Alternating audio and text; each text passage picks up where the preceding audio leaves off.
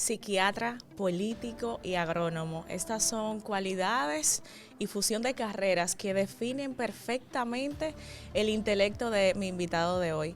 Es auténtico, el doctor Jaime David Fernández Mirabal. Muchísimas gracias por acompañarnos en Tras el Telón. No, gracias a usted, Jessy, gracias a todos los que nos verán y compartirán con nosotros estas ideas. Jaime David, Tras el Telón promueve la historia de las personalidades que ocupan ese asiento. Y su intención principal es inspirar, es empoderar, es tocar a esas personas de diferentes edades con historias que marcan y que cuentan todas las adversidades por las que ha tenido que pasar ese invitado de alto nivel. Definitivamente nos honra contar con la presencia de un doctor con todas las carreras que mencionaba al principio, que además de eso ha sido senador en 2 ocasiones de nuestro país, la provincia Hermanas Mirabal, ministro de Deportes, ministro de Medio Ambiente, vicepresidente de la República. Sin embargo, hay una historia detrás de Jaime David Fernández Mirabal. ¿Quién es Jaime David? ¿De dónde viene? Cuéntenos un poquito de su historia. Bueno, como que hablar de mí mismo es medio difícil, pero usted sabe que la vida es como el arte. Cada uno la interpreta a su manera. Como decía La Lupe, cada cual en este mundo cuenta el cuento a su manera y lo hace ver de otro modo en la mente de cualquiera. Por tanto, uno cuenta, digamos, las cosas que uno cree que de alguna manera tienen valor. Yo nací en un campo de Salcedo que se llama Ojo de Agua, una comunidad rural donde la gente conserva todavía la costumbre en Cuaresma de mandarle un chin de bacalao del que cocinan a la otra vecina, hacer habichuela con dulce, o sea, costumbres que no se pierden en una unidad muy colectiva.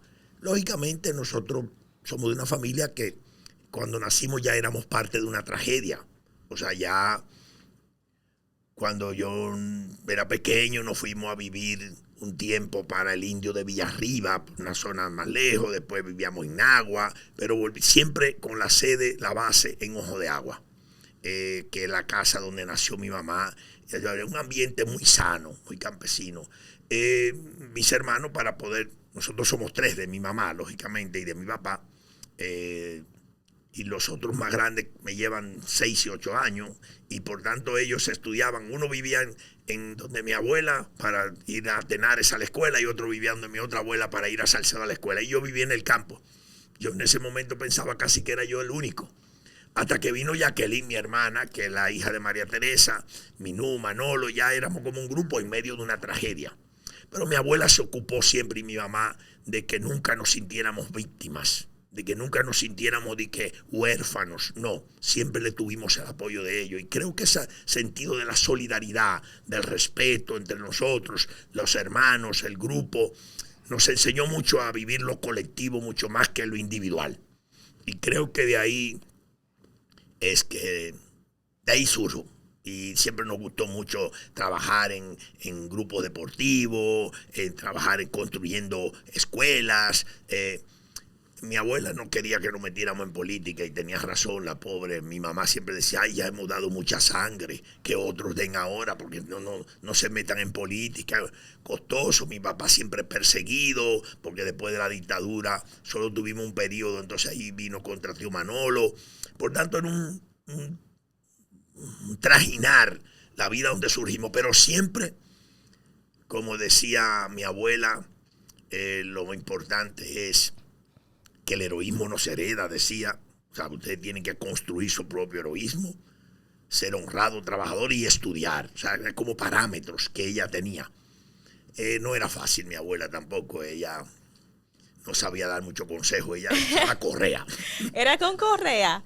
¿Le daban pelas cuando pequeño, Jaime David? La pobrecita, ya ella había criado sus 4 hijas, la había entregado, y de un momento a otro nos la parecimos 9, criar a 9 muchachos, entre ellos los últimos 5 que éramos casi contemporáneos, Minú, yo, Manolo, Jacqueline y Raúl. Por tanto, era más difícil. Sí, de vez en cuando ella había un cable de brincar las cuicas que ella lo aplicaba.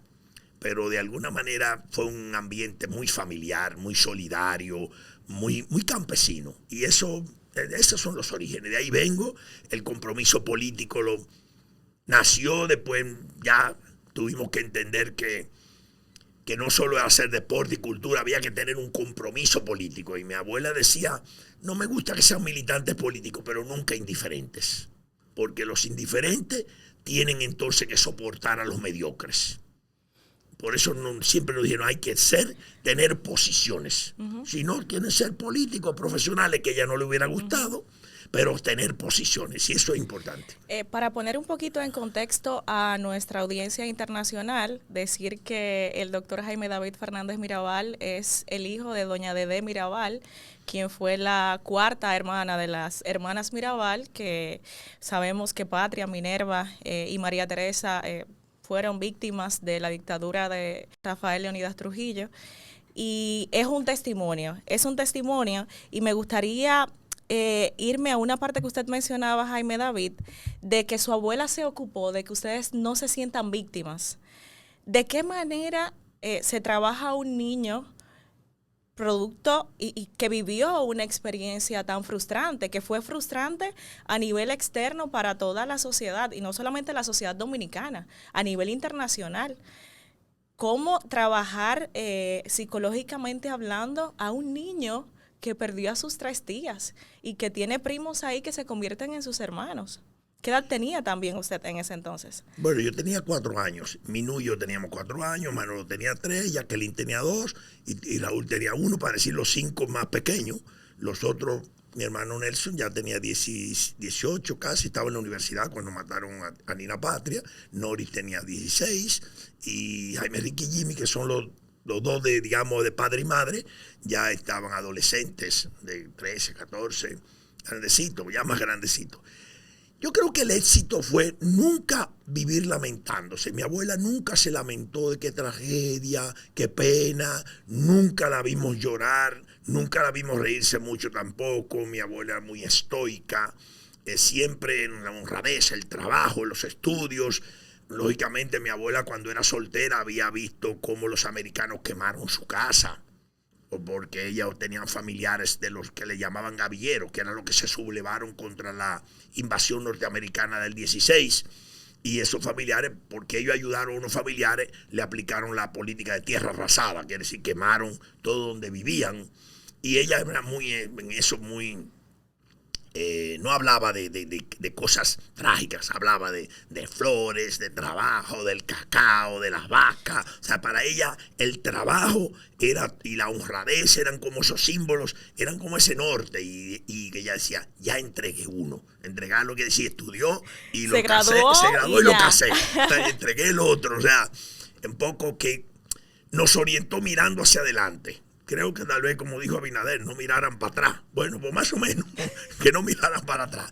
Ella levantó una consigna que se llamaba sin rencor, pero sin olvido. O sea, no guardar rencor, porque ella misma dijo en el momento en que iba a enterrar a sus hijas, su fe era muy grande, ella dijo, yo perdono a los verdugos con tal de que Dios perdone a mis hijas. ¿Y en qué momento toma Jaime David conciencia de lo que había pasado con sus tías y cómo lo asimiló al momento de hacerlo?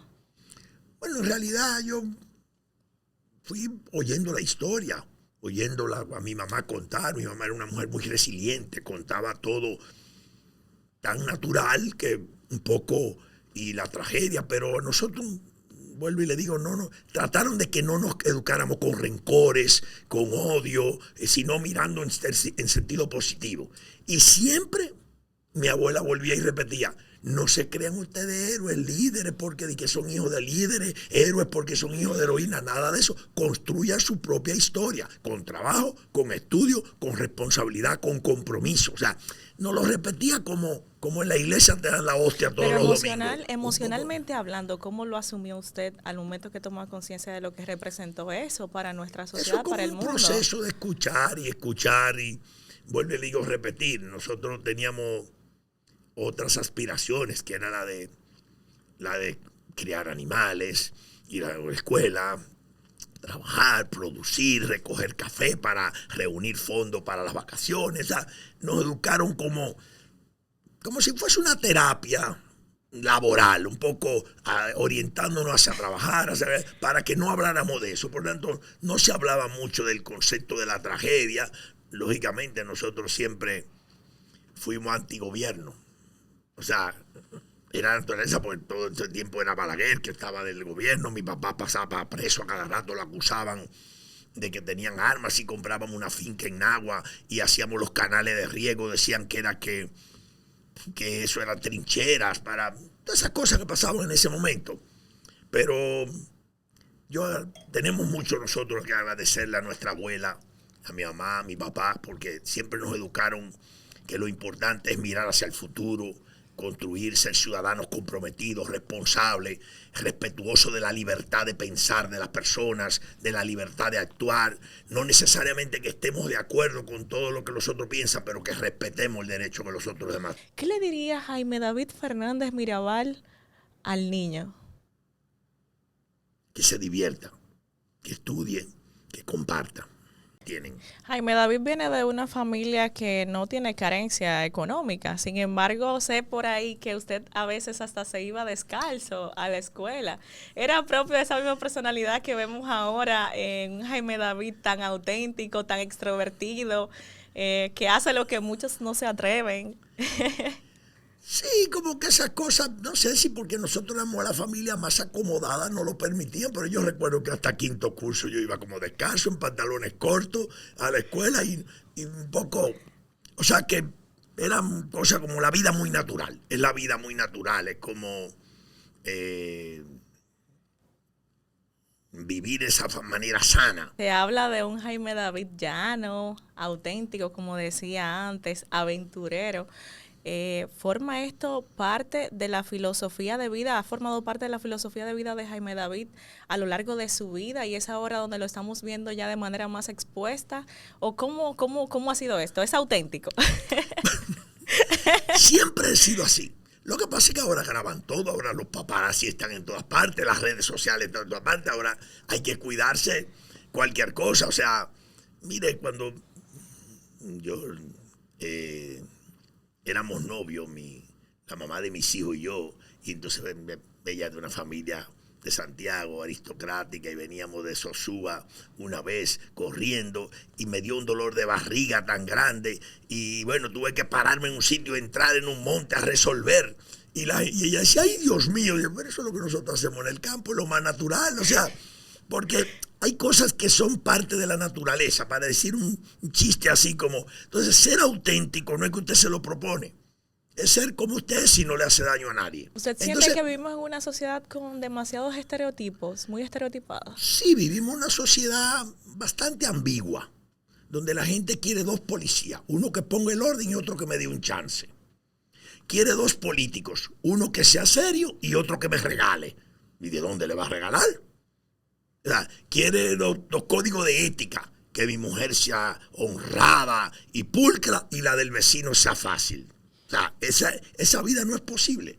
O sea, vivimos predicando toda la vida el reino de los cielos, en el que yo creo, y vamos al reino de los cielos, pero resulta que vivimos con un racismo y una xenofobia, y que este es venezolano y el otro haitiano y el otro cubano, y con qué pasaporte que vamos a entrar al reino de los cielos. O sea, no se puede querer un único cielo y entonces 10,000 pedacitos de tierra. O sea, a veces eso hay que revisarlo, pero es parte de nuestra, hasta la idiosincrasia.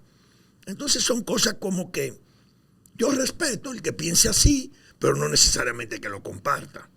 Entonces ser auténtico es como difícil si usted vive tomando en cuenta todo lo que digan los otros. Lo vemos disfrutando, lo vemos gozando, riendo, como usted dice. Sin embargo, unos pocos somos los privilegiados de ver algunos contenidos exclusivos que usted envía a través de WhatsApp. ¿Por qué no ver a un Jaime David con redes sociales cuando sabemos que ahora mismo es lo que conecta con esta nueva generación? No es que quiero que todo el mundo lo vea, sino el que me conoce. Cuando salen esas cosas, salen porque alguien que me conoce la saca y entonces ahí empieza a opinar todo el mundo. Yo lo que lo hago para yo sentirme bien. Tirándose la yagua, el caballo de palo, por eso la primera agua de mayo. La imagen, pero no ven cuál es el contenido. Pero el que me conoce, ya siempre ha sido así. Ahora el que no me conoce opinará 10,000 cosas. ¿Y cómo es que un tipo que llevó Me llevaron una vez a un programa y preguntaba, ¿cómo que un vicepresidente hace esas cosas? Finalmente terminó bailando Jerusalema con todos nosotros, porque al fin y al cabo la vida hay que disfrutarla. O sea, que a la larga yo no uso redes sociales, no uso Instagram, ni Twitter, ni Facebook, porque lo que yo hago, lo hago es para mí, el consumo mío y de la gente que me conoce. Le comparto eso para promover el estilo de vida saludable. Hay que reír, gozar.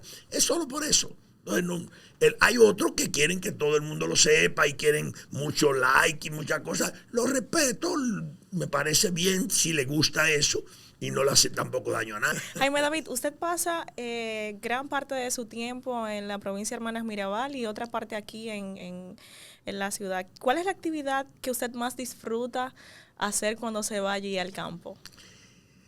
En realidad yo soy muy ecléptico, porque me meto en muchas cosas, partiendo siempre de que yo soy un profesional de salud mental, por tanto trato de promover lo que creo que es lo importante para términos de conservar la salud mental, que la gente camine, las áreas verdes, pero también trabajo mucho en la provincia de Hermanas Mirabal en proyectos de calidad de la educación, de educación inclusiva, de la aceptación de la diversidad cultural, de género, artística. Trabajo mucho con las personas adultas mayores, tenemos lo que se llama las casas comunitarias, que es donde la gente va durante el día, los mayores de 65 años, donde ya estoy yo también y me gusta ir mucho, para divertirse, para que no estén aburridos en la casa.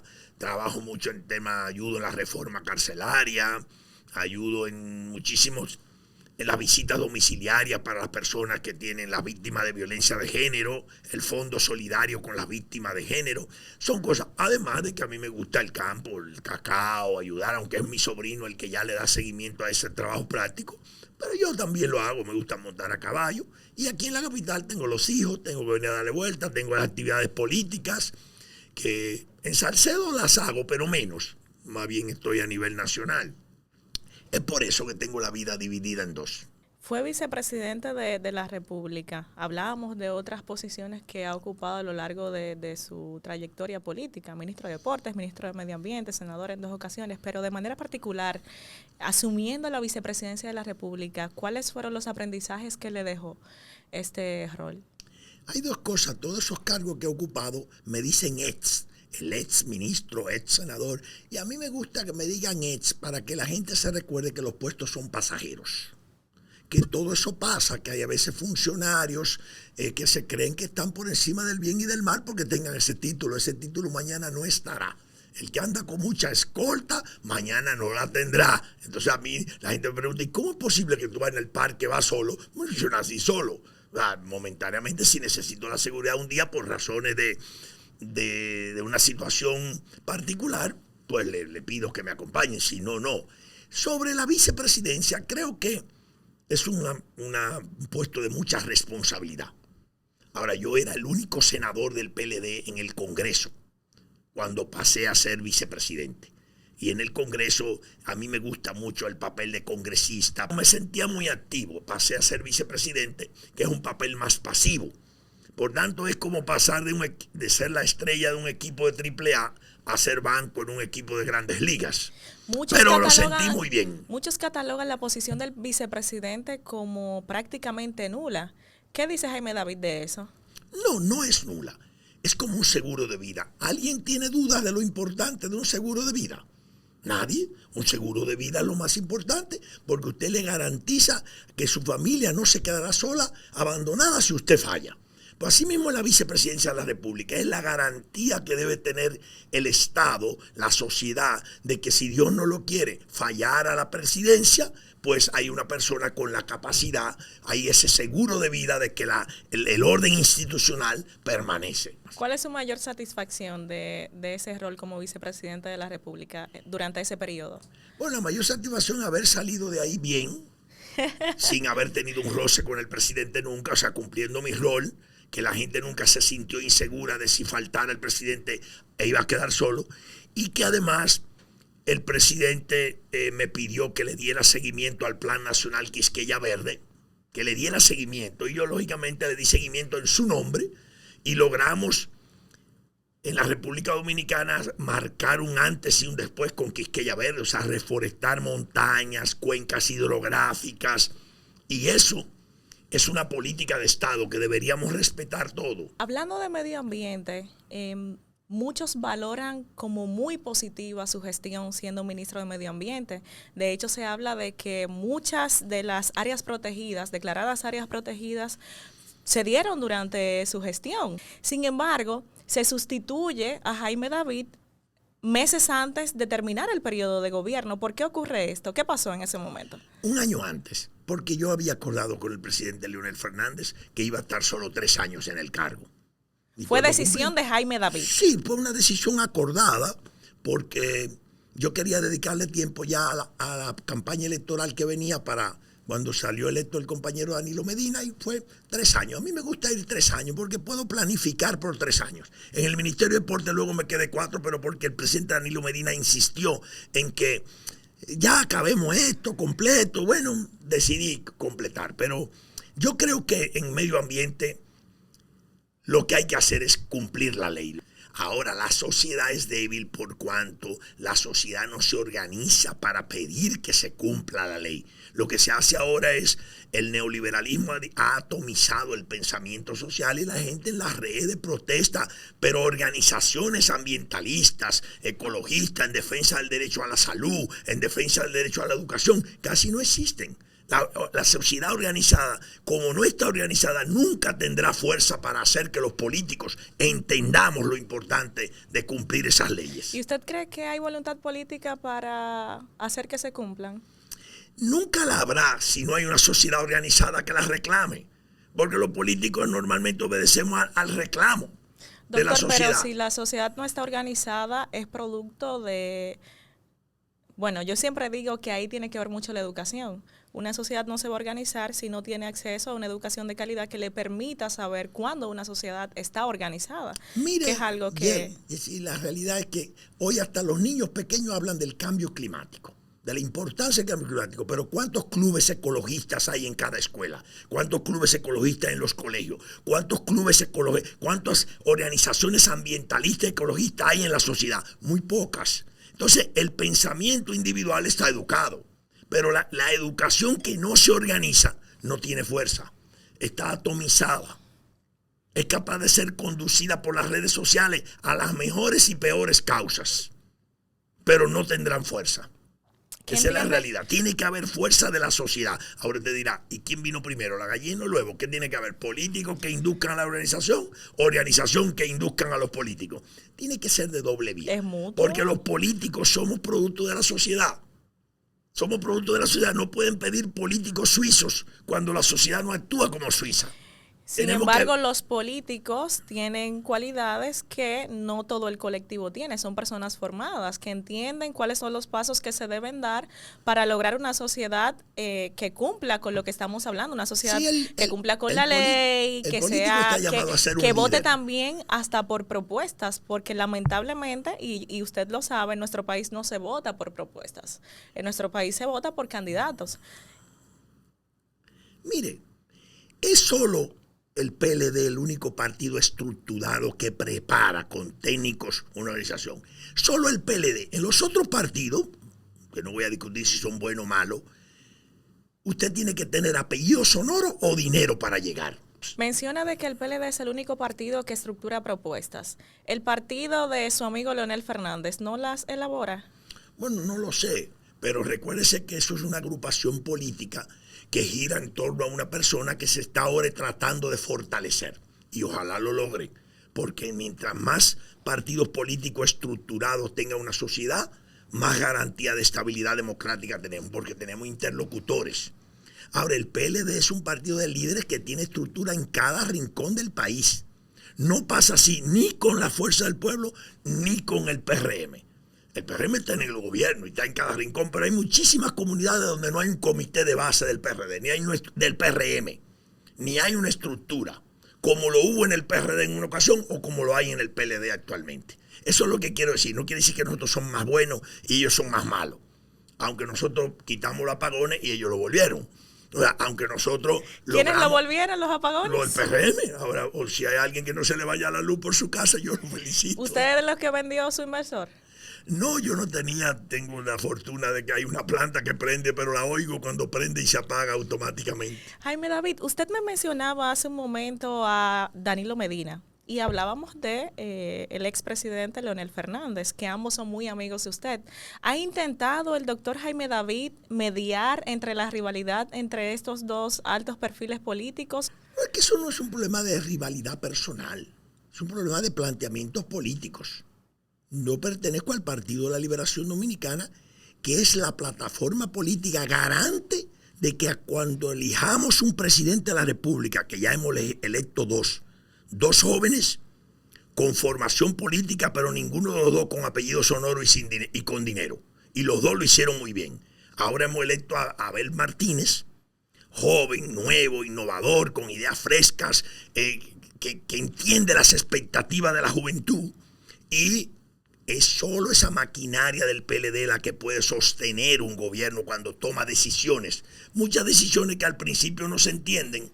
El PLD en este momento tiene una tasa de rechazo muy alta, producto de todo lo que se dice, de casos de corrupción que se atribuyen al partido. ¿Usted cree que se ha gestionado de la mejor manera a nivel interno, a nivel comunicacional, desde las bases del partido? Mire, yo creo que sí, que el PLD tiene un historial, tiene una 20 años de estabilidad política, económica, crecimiento sostenido, respeto a los derechos humanos, paz social, 20 años en la historia política del país, donde nunca hubo una caída de la economía, donde se controlaron los niveles de inflación, donde desaparecieron los apagones. Eso es un precedente histórico, pero eso es lo que hay que destruir. Y eso es lo que hay que destruir. Entonces estamos como la torta, fuego por arriba y fuego por abajo. O sea, que nosotros hayamos mantenido el ejercicio de autonomía, de soberanía para decidir lo que nos convenía con Petrocaribe, con las relaciones con China, todo eso también afecta a algunos intereses. El hecho de que el PLD haya sido capaz de saber marcar las decisiones políticas, separarlas de los intereses empresariales, molesta a mucha gente. Y eso de alguna manera tiene adversarios. Por tanto, sí, ellos tuvieron 20 años creciendo, 20 años de estabilidad, pero son todos unos ladrones. Todos son unos corruptos. Lo bueno que había entre nosotros se fue a la fuerza del pueblo. Pero todos los que quedamos aquí somos corruptos. Eso no es así. Esa es toda una andamiaje de publicidad para que la gente se le olvide lo que no se le olvidar. José La Luz estuvo sentado en esa silla y le hacíamos la misma pregunta. Dentro de sus planteamientos decía que la manera adecuada, según José La Luz, de manejar esta percepción que se tiene del partido a lo externo es desvincular al partido como tal, valga la redundancia, de la corrupción, porque no es el partido el corrupto, sino posiblemente, presuntamente, algunas figuras que fueran funcionarios en su momento, que sí cometieron presuntamente casos de corrupción. Pero la justicia tiene que demostrarlo, ha acusado mucho, tiene que lograr resultados, porque tampoco se puede, hay que partir del principio de la presunción de inocencia. No se puede, porque lo que se busca es condenas mediáticas. No se tiene y no tiene razón. El tema es que hay toda una campaña orquestada desde el poder, desde dinero del Estado y dinero del narcotráfico también, que tiene un interés: destruir al Partido de la Liberación Dominicana. Y lógicamente coinciden muchos, porque a lo que le tiene miedo el PRM es a la maquinaria política del PLD. A esa maquinaria, no es a Abel Martínez, es a la maquinaria política, lógicamente, que esa maquinaria la estamos adornando con una figura fresca, innovadora, atrevido, que vea con garras como es el compañero Abel Martínez, y eso los tiene más asustados. Por tanto, en todas las encuestas tratarán de minimizarnos, tratarán de ponernos como terceristas. Usted me hablaba, para ir ya también agarrando un poquito de lo que me mencionaba, de Abel Martínez, que es posible que logre la victoria presidencial independientemente de la posición que se le quiera dar en las encuestas. Vemos encuestas que han salido, como la Gallup, hay otras también por ahí, que no muestran eso que usted me está planteando. Cuéntame un poquito de eso. ¿Cuál es la valoración de Jaime David Fernández al respecto? Mira, lo primero es tener seguridad en el triunfo. Y nosotros tenemos nuestros propios números y trabajamos por nuestros propios números. Lo otro es crear una percepción, que es la que quiere crear el gobierno. Por una parte quiere crear que ya se fueron en la primera vuelta, pero por otra parte andan comprando y son sacando con dinero del Estado a cantidad de personas electas en la boleta del PLD, o gente hasta la propia Fuerza del Pueblo, y lo que andan comprándolo, porque están desesperados. Entonces, hablando por mucha parte de ética, de transparencia, pero al fin y al cabo usando los recursos del Estado para comprar. Cada quien, pero eso no, mucha gente no habla de eso. Ahora, nosotros estamos claros por dónde vamos. Abel es el que tiene menos tasa de rechazo de las 3 candidaturas, pero es lo nuevo, es el menos conocido de las 3 candidaturas. Por tanto, el trabajo que nosotros estamos haciendo es dando a conocer la relación entre la cara de Abel Martínez, sus hechos y el Partido de la Liberación Dominicana. En cualquier encuesta, aunque la maquillen, aparece el PRM, el PLD y por debajo allá la Fuerza del Pueblo. El partido de gobierno ha logrado esa proyección de cambio que se promocionaba mientras estábamos en campaña. ¿Seguimos igual o se podría decir que hemos involucionado? Bueno, mira, la gente que me está escuchando pensará, este va a decir que no, que va para atrás. Eso sí yo se lo dejo al pueblo, que el pueblo piense si hemos avanzado o hemos retrocedido. Entonces el pueblo dominicano no vota por el que le sube la comida. Entonces por eso usted ve que se la pasan haciendo bellaquerías, queriendo sonsacar, comprar, porque no están seguros. Y ellos mismos repitiéndose que estamos ganados, pues le deseo suerte, mucha suerte. ¿Usted entiende que ese es el talón de Aquiles del gobierno actual? Pero lo primero es la inflación, los precios de la comida. Entonces yo oí que el ministro de Economía dijo otro día, no, ya la inflación no es un problema. Si la engloban, que esté un 5 punto y pico % de la inflación, se le engloba con transporte y todo eso, parecería que no es un problema. Pero en los precios de los alimentos está muy alto, que es lo que la gente siente, la tarifa eléctrica, los servicios, el deterioro de los servicios. Porque la inflación es internacional, o sea, no se vive solamente en República Dominicana, pero ¿qué ha fallado en el sistema dominicano que ha impactado de esta manera o que ha hecho el gobierno que no favorece quizás a los más necesitados, a los más desposeídos? Yo decía que países de economías parecidas a la nuestra, como Ecuador, Panamá o Bolivia, por ejemplo, Bolivia, no, son 3 países cuyos niveles de inflación están por debajo de 3.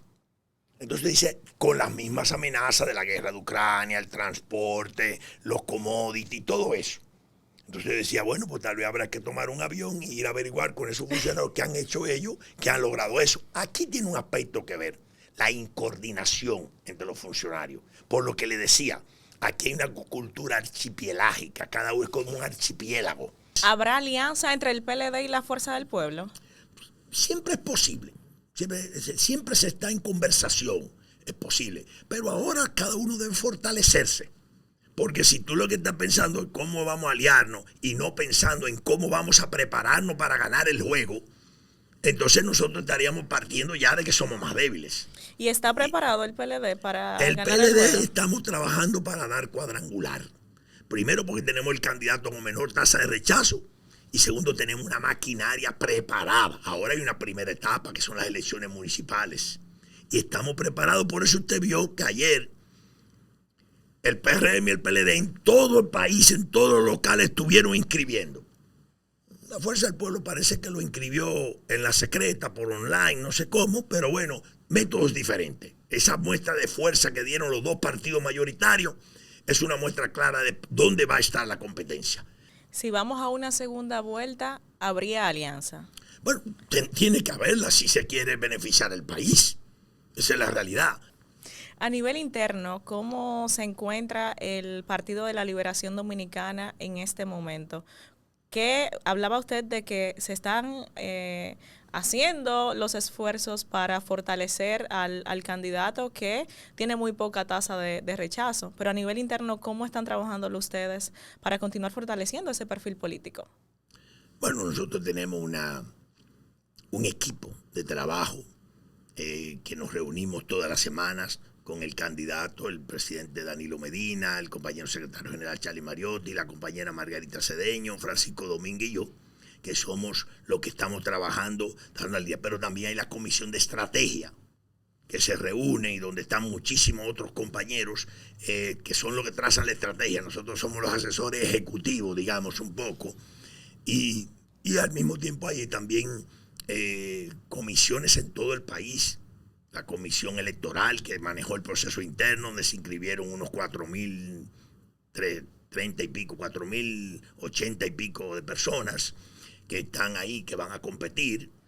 Hay también las comisiones que tenemos que ver con futuros partidos aliados, conversar en aliados para las relaciones municipales, congresionales y todo eso. O sea que el trabajo va muy bien, la maquinaria está aceitada. Doctor, usted me habla de comisiones ejecutivas y comisiones estratégicas. Sin embargo, vimos hace unos meses cómo el jefe de campaña del candidato Abel Martínez renuncia y en su carta precisamente destaca algunos aspectos, entre ellos que el candidato no permitía trabajar bajo la agenda estratégica, sino que tenía una agenda alterna. Y precisamente esta semana vimos que uno de los asesores de campaña, Jorge Lendeborg, renuncia también de esta posición y las justificaciones que emite están muy de la mano con lo que planteaba en ese momento el jefe de campaña Francisco Javier García. ¿Cuál es la posición del doctor Jaime David en ese sentido? Bueno, el compañero Francisco Javier es un militante muy respetado y tendría su punto de vista y tu razón. Yo no creo que era necesario darlo a conocer públicamente porque para eso están los mecanismos de discusión, pero bueno, respeto eso. Ahora el señor que vi hoy, los asesores están en el mercado, ese no es un militante PLDista, es un asesor. O sea, pero pasa eso con el candidato, usted que trabaja de la mano con él. Bueno, por lo menos yo me siento muy cómodo trabajando con Abel Martínez, o sea, trabajar con él es porque escucha, lógicamente. Como nosotros nos reunimos un día, le decimos, mire, nosotros estamos aquí, el compañero Danilo, nosotros tenemos una responsabilidad histórica, que el PLD vuelva al poder con usted. Ahora nosotros aquí con toda nuestra experiencia le damos una serie de ideas, pero confiamos en que usted escoja la que usted cree que conviene más, porque nadie quiere ganar mejor que el candidato. Pero lo que no podemos permitirnos nosotros decir, no, esa yo se la dije una vez, no me hizo caso. No, tampoco, eso no es ni siquiera ético. Doctor, ¿qué opina usted sobre el nieto del dictador, Ramfis Trujillo? Bueno, recuérdese que mi abuela nos educó bajo un criterio de que sin rencor, pero sin olvido. Entonces yo creo que la democracia que tenemos hoy, que es débil, pero es la democracia que logramos bajo mucha sangre, muchos mártires de este pueblo, mucha gente de la raza inmortal, mucha gente, hombres y mujeres, conocidos y otros héroes anónimos dieron toda su sangre para salir de la dictadura. Y eso permite hoy que los verdugos tengan posibilidades, los herederos de los verdugos, de ser parte de esa democracia. Por tanto, les deseamos suerte. Hay muchos políticos, miembros del comité político del PLD y de otros partidos que hablan de el relevo en la política. Esa nueva generación que está tratando de tomar brecha para ocupar puestos importantes y que muchas veces llaman hasta, estoy aplicando las palabras que dicen, dinosaurios a esas personas que tienen mucho tiempo. ¿Cuál es la valoración de Jaime David en ese sentido? No, nunca te separes de la experiencia, eso no. Y por sobre todo, si eres joven, participa en la política. Nunca te dejes convencer de que la política es sucia, porque siempre hay médicos sucios, pero la medicina no es sucia. Siempre hay ingenieros sin vergüenza, pero la ingeniería no es sin vergüenza. Y siempre habrá políticos malos, pero la política es muy importante. Es la única acción social colectiva que puede cambiar las vidas de todo un conglomerado. Por tanto, ser indiferente a la política, que era una enseñanza de mi abuela, sería prestarte a que los sinvergüenzas y mediocres decidan por ti. ¿Existe la equidad en la política dominicana o todavía estamos envueltos en ese ambiente machista, doctor? No, la sociedad sigue siendo machista. O sea, por eso yo soy de los que he abogado siempre por el tema de lo que se llama la equidad privilegiada, como se dice.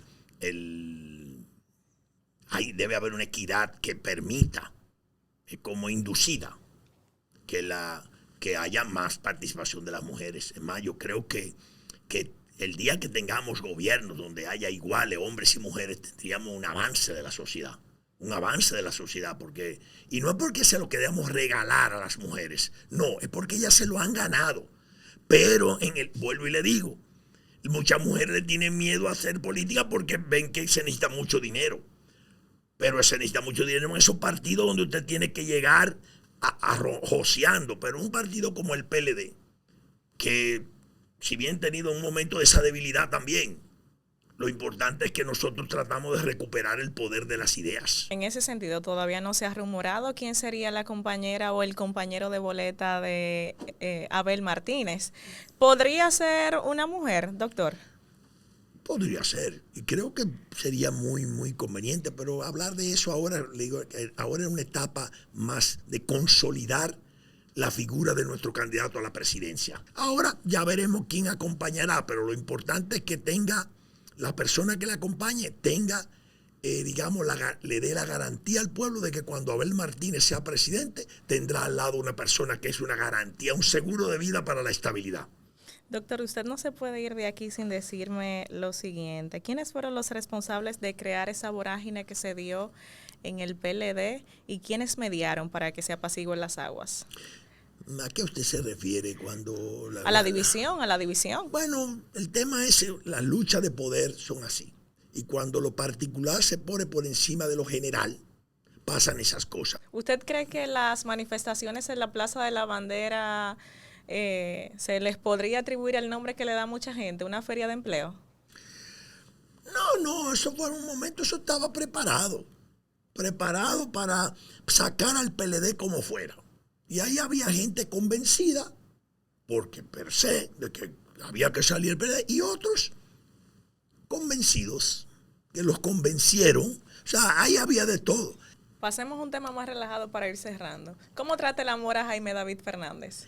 Bueno, yo entiendo el amor como muy ecléptico, eso como muy abierto, que cada quien decide lo que le conviene, si tener quien le pregunte todos los días dónde estabas, qué hacía, o tener que decir, llegué a mi casa y nadie me pregunta. ¿A usted no le gusta que lo controlen?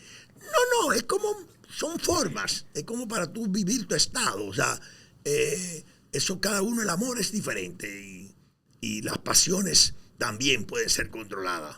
Entonces hay amores y pasiones que podemos controlar. Muy bien. Doctor, vamos a hacer una pequeña dinámica. Si usted estuviera en una mesa de dominó, ¿a quién usted elegiría de frente? ¿A Leonel Fernández o a Danilo Medina? A Danilo, bueno, llevamos mejor. No entendemos mejor, hasta patadita por debajo no podemos dar. ¿Qué? En un juego de fútbol, ¿a quién del partido elegiría como portero? ¿Como portero? Sí. Bueno, mientras más viejo menos me ataje el gol. Voy a poner a Temístocles Montá para que así me deje pasar esa pelotica ahí. Me deja pasar esa pelotica por ahí fácilmente. Un debate entre Abel Martínez y el presidente Luis Abinader. ¿Quién ganaría? Creo que sería muy interesante. Yo apostaría a que se haga. Más que a mí a quien gana, a que se haga. Porque que eso sería muy importante para la democracia. Muy, muy importante. Jaime David, usted hablaba ahorita de una frase que la ha hecho suya.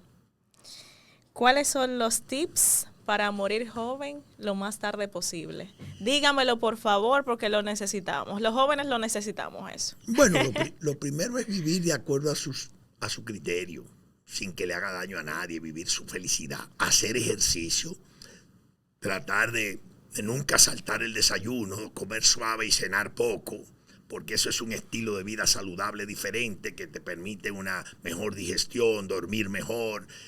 Hay que bailar, gozar, reírse, no pasarse en nada, porque también si usted baila hasta deshidratarse, pues lógicamente no tiene razón de ser. Hay que tratar de tomar de 6 a 8 vasos de agua al día, pues, aunque usted esté viejo porque no le desee, pero hay que sí, porque eso le permite un flujo saludable. Ese es el término de salud. Lo otro es vivir de acuerdo a su criterio, o sea, sin que vuelvo y le repito, sin que tome en cuenta tanto qué dirán, porque el qué dirán lo mortifica innecesariamente, lo mortifica, y sea abierto Y como dijo una señora que le conté fuera de cámara, decía así, ¿cuál es el secreto de su longevidad? Dice, bueno, que no le llevo la contraria a nadie. Dice, pues eso es mentira. Dice, tiene usted razón. O sea, porque al fin y al cabo, ¿para qué vamos a discutir sobre eso? O sea, yo creo que siempre es un buen ejercicio dialogar. Si por sobre todo si usted se siente solo, hable. Si usted siente que la vida está aburrida, hable. Si usted siente que no duerme bien, hable. ¿Verdad? Porque, y si usted siente que alrededor suyo hay alguien que de momento usted le nota cambio, atrévase a preguntarle, ¿qué te pasa? ¿Puedo ayudarte? A corriego de que le diga un boche, no me hace falta, no te metas en lo mío. Bueno, si le da ese boche, significa que esa persona está irritable y que necesitará entonces más atención suya o de su entorno. Pero por sobre todo comparta con su familia. No espere juntarse en el velorio. El secreto para ser exitoso, viendo la trayectoria del doctor Jaime David Fernández Mirabal, ¿cuál es? Bueno, yo creo que entender que no somos un individuo, pero no podemos vivir en la individualidad. Porque recuérdese que la grandeza no está en usted tener una idea, sino en lograr convencer a otros de la veracidad de esa idea y salir a construirla. Bueno, muchísimas gracias, doctor.